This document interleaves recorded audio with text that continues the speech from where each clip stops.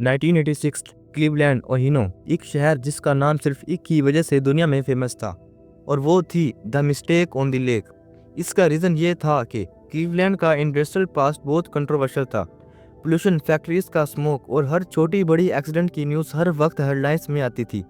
लोग भी शर्मिंदा थे और दुनिया क्लीवलैंड को एक फेल्ड, अनसेफ और बोरिंग जगह के तौर पर देखती थी।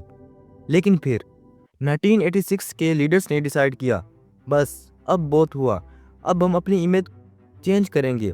और उनका प्लान था कि कुछ ऐसा करें जिससे दुनिया हमें कभी ना भूले। और इस तरह शुरुआत हुई बलून फेस्ट की।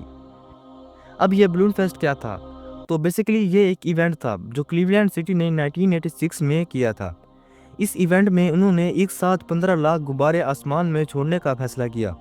उनका मकसद ये था कि लोगों का ध्यान क्लीवलैंड पर आ जाएगा, शहर फेमस होगा और उसकी बुरी रेपुटेशन थोड़ी बेहतर हो जाएगी। लोग इस इवेंट को देखने के लिए हजारों की तादाद में शामिल हुए और ये सिटी के लिए एक सेलिब्रेशन जैसा मोमेंट था, बल्कि ये एक अपॉर्चुनिटी थी क्लीवलैंड के लिए अपना नाम दोबारा दुनिया में एस्टेब्लिश करने का। यूनाइटेड वे ऑफ क्लीवलैंड ने डिसाइड किया कि वो एक साथ 15 लाख हीलियम बलून रिलीज करेंगे। सोचो, 15 लाख! हर बलून केयरफुली फुलाया जा रहा था। पूरे सिटी ब्लॉक जितना नेट लगाया गया जिसमें ये सारे बलून्स फिट होने थे। हजारों वॉलंटियर्स यानी कम्युनिटी वर्कर्स दिन रात काम किया, बलून फुलाए, नेट सेट किए और एक हिस्टोरिक मोमेंट के लिए रेडी किया। ये प्लानिंग सिर्फ एक महीने भर की नहीं थी, बल्कि इस इवेंट को तैयार करने के लिए पूरे 6 महीने लग गए। हर छोटी बड़ी डिटेल का ध्यान रखा जा रहा था, कलर्स, हीलियम का वेट, नेट का साइज और रिलीज करने का एग्जैक्ट टाइम। इवेंट के लीडर्स चाहते थे कि गिनीज वर्ल्ड रिकॉर्ड तोड़ दिया जाए और सिटी का नाम वर्ल्ड क्लास बन जाए। पिछले साल डिज्नीलैंड ने गिनीज वर्ल्ड रिकॉर्ड बनाया था, एक साथ सबसे ज्यादा बलून्स रिलीज करके। क्लीवलैंड के लीडर्स ने सोचा, अगर डिज्नीलैंड कर सकता है तो हम क्यों नहीं। उनको खुद पर बहुत एतमाद था। हम डिज्नीलैंड को पीछे छोड़ देंगे और क्लीवलैंड का नाम चमका देंगे। बस यही एम्बिशन ने बलून फेस्ट को एक हिस्टोरिक मोमेंट बनाया। पर उसके साथ ही एक बड़ी रिस्क भी थी, क्योंकि जब आप नेचर और थाउजेंड्स ऑफ बलून के साथ एक्सपेरिमेंट करते हो, रिजल्ट अनप्रिडिक्टेबल हो सकता है। और हुआ भी कुछ ऐसा। क्लीवलैंड के ईस्ट साइड में लेक एरी पर एक अलग ही कहानी चल रही थी और वो बलून फेस्ट से बिल्कुल अलग और ज़्यादा सीरियस थी। पिछली रात एक तूफान आया था और 2 मछुआरे मछली पकड़ने गए थे, लेकिन तूफान इतना डेंजरस था कि अगले सुबह उनकी फैमिलीज ने जब वो सारी रात भर घर ना पहुंचे तो रिपोर्ट किया दोनों गायब हैं। उनकी कश्ती खाली मिली और अथॉरिटीज ने एज्यूम किया कि शायद वो पानी में गिर गए होंगे। कोस्ट गार्ड ने तुरंत सर्च रेस्क्यू मिशन शुरू किया। इसी वक्त क्लीवलैंड स्क्वायर में लाखों लोग बलून फेस्ट के लिए इकट्ठा हो रहे थे। अनवेयर के उनके सेलिब्रेशन के पीछे एक ट्रेजेडी भी चल रही थी। 27 सितंबर 1986 की सुबह वेदर इनिशियली कैलम था। लोग एक्साइटेड, कम्युनिटी वर्कर टेंस और पूरे सिटी में एक एनर्जी थी, जैसे क्लीवलैंड फाइनली दुनिया को प्रूव कर रहा हो कि वो the mistake on the lake नहीं है। बलून्स रेडी टू लॉन्च एक करके नेट से निकल रहे थे। कलर्स इतने वाइब्रेंट, नंबर इतने मैसिव, जैसे एक ड्रीम्सकेप पूरे शहर पर छाया हो। लेकिन नेचर ने अपना प्लान अलग रखा। जैसे ही रिलीज का वक्त आया, हवा तेज हो गई और क्लाउड्स ने धीरे धीरे अपना गुस्सा दिखाना शुरू कर दिया। क्लीवलैंड के ऊपर 15 लाख बलून्स एक रेनबो कारपेट जैसे लग रहे थे। लोग चीयर कर रहे थे, कैमरास क्लिक हो रहे थे, लेकिन थोड़ी देर में चोर शुरू हो गया।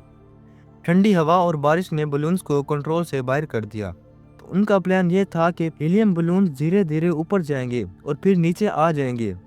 पर रियलिटी में हर तरफ गुब्बारे सड़कों, एयरपोर्ट्स और वाटर बॉडीज की तरह जा रहे थे। क्लीवलैंड का एयरपोर्ट इंस्टेंटली इफेक्टेड हुआ। फ्लाइट कैंसिल हो गई, सड़कें बंद करनी पड़ी क्योंकि कार्स एक्सीडेंट में फंस रही थी। बुलडोजर्स को बुलाना पड़ा ताकि सड़कों से गुब्बारे क्लियर किए जा सकें। एक सेलिब्रेशन, एक प्राउड मोमेंट कुछ ही मिनट्स में नाइटमेयर में तब्दील हो गया।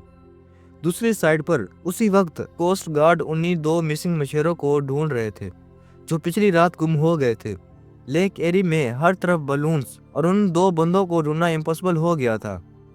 एक लाइफ जैकेट पहने है आदमी को ढूंढना जब हर तरफ कलरफुल बलून का समंदर हो। रियलिटी यही थी, क्लीवलैंड का प्राउड मोमेंट और एक ट्रेजेडी एक ही वक्त चल रही थी। बलून फेस्ट के 2 दिन बाद 29 सितंबर को कोस्ट गार्ड ने उन 2 बंदों की सर्च ऑफिशियली बंद कर दी और कुछ ही दिनों में दोनों मछुआरों की बॉडीज किनारे पर मिल गई। बलून फेस्ट जीनियस बुक में इंक्लूड हुआ, लेकिन ये आखिरी एडिशन के तौर पर था। उसके बाद जीनियस वर्ल्ड रिकॉर्ड ने कभी भी इस तरह के रिकॉर्ड को दर्ज नहीं किया, क्लीवलैंड के एम्बिशन रिकॉर्ड अटेम्प्ट की वजह से। जो इवेंट इनिशियली क्लीवलैंड का प्राउड मोमेंट लग रहा था, वो डिजास्टर में बदल गया। बलून फेस्ट क्लीवलैंड के हिस्ट्री का एक ऐसा चैप्टर बन गया जो दुनिया कभी नहीं भूल सकती। एक मोमेंट जो सेलिब्रेट होने से पहले ही डिजास्टर बन गया। आज भी क्लीवलैंड के लोग इस इवेंट को याद करते हैं, एक मिक्स ऑफ प्राइड और रिग्रेट के साथ। लेकिन बलून फेस्ट ने एक चीज दिखाई, क्लीवलैंड चाहे कितना भी मिस्टेक की वजह से दुनिया में फेमस हो, फिर भी अपनी कहानी खुद लिखने की हिम्मत रखता है। दोस्तों, ये दो आदमी तो डूबने की वजह से मर गए थे, लेकिन एक बंदा ऐसा भी था जिसने एक दो नहीं बल्कि पूरे 438 दिन तकरीबन 1.5 साल तक समुद्र में सरवाइव किया, वो भी बिना किसी खाने और पानी के। आप लोगों को हाईली रिकमेंड करूंगा कि ये वीडियो लाजमी देखें। Thanks for watching. मिलते हैं अगली वीडियो में। अल्लाह हाफिज़।